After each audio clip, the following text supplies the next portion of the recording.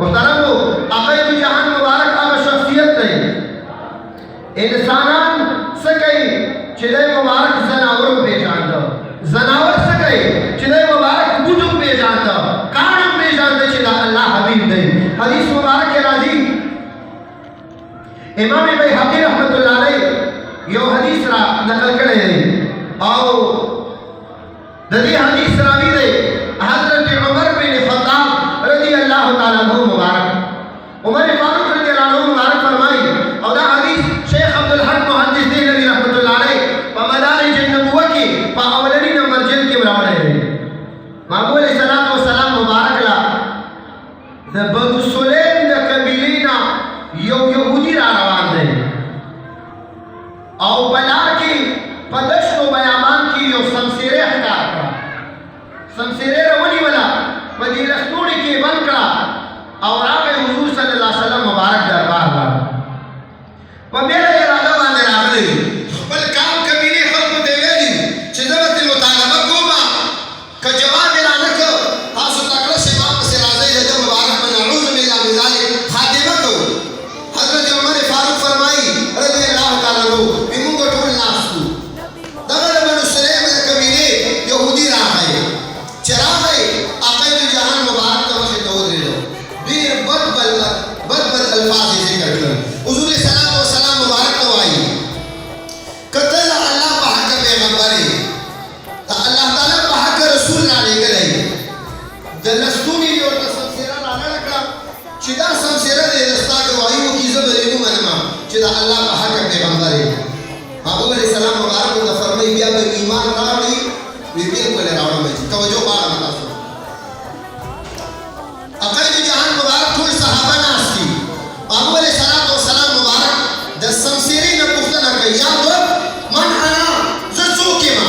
د سمسیرې نه عقید جهان پوښتنه کوي ای سمسیرې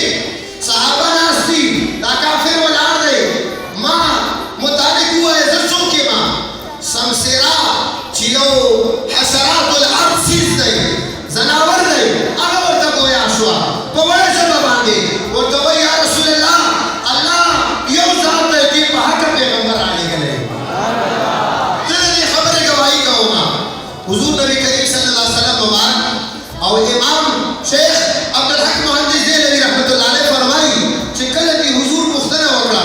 وی سمسیره ورته وایي چې لبیک و سعدیک یا رسول الله صلی الله علیه وسلم زه حاضر یم زه دې تسلیم کوم چې د الله په حق پیغمبر یې خدای پاک درله رسالت درکړی ته خاتم النبیین شیخ عبدالحق محدث دہلوی رحمت الله علیه فرمایي درې لفظونه دې سمسیرې استعمال کړه یو دا چې یا رسول الله زه دې منم چې ته د الله رسول یې د رب العالمین نبی دویم لفظ یې دا او ورته ویې چې د ټولو نبیانو خاتم ته راغلی ته خاتم النبیین ستا باندې د نبوت دروازه بند شوه خدای پاک جل جلاله د ستا نه پس بل پیغمبر نه رالیږي عقید جهان مبارک د رسالت ګواهي چې کله وکړه محبوب علیه السلام مبارک ته دا یهودي راوړاندې شو ورته ویل قربان یا رسول الله زه په بېله اراده باندې راغلی وم چې د ځمکې ځناور دې پېژني حشرات الارض څیزونه دي هغه انسان ته تکلیف ورکوي چې دا دې پېژني کلمه راته ووایه ستا په ذات باندې ایمان راوړم عقید جهان مبارک باندې ایمان راوړه یا انسان زه دا به ومنو انسان سره محبت کوي پېژني دا به ومنو چې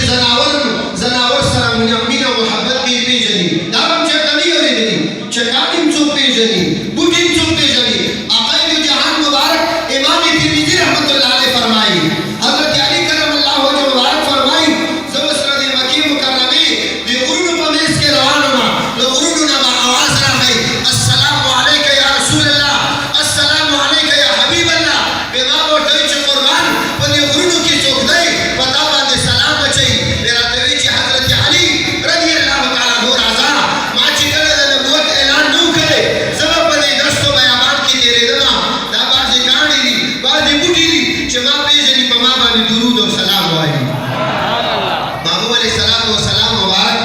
شان او مقام او فضیلت چې خدای پاک جل جلاله له کوم ورکړی دی هغه که ما اوس تا پناه شوم د ده مبارک به صفتونه کېږي د ده مبارک به